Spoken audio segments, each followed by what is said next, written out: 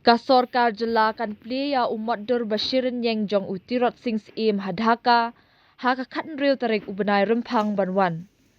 Ya kanela pentip da Ministry Arts and Culture ba polling do ha bakren bat kinong thok khubor ha ka arpo saw tarik kelalingkan. Ula pentip ba usimbut Menteri Rang ba ka jela u ba singa bahalang dhar. Unyalam ya ka kinhun na ka Sorkar Jala ban pleya umat Bashirin Yang bat umat Dhaka Bangladesh. Ya uni umat la order da uba Raffle Wardry bala airu ka jingmenjur da katanat arts and culture.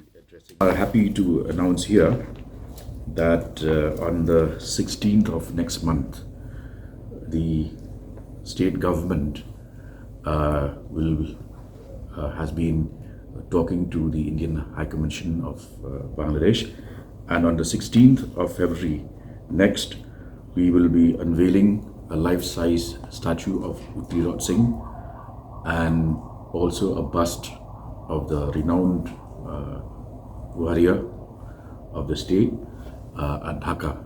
The program will be the delegation will be led by the Deputy Chief Minister, Mr. Snyawa Langdar, and I will also be accompanying the team as the program has been at the behest of the Department of Arts and Culture. We will be sharing more details about the program as we approach closer to February 16.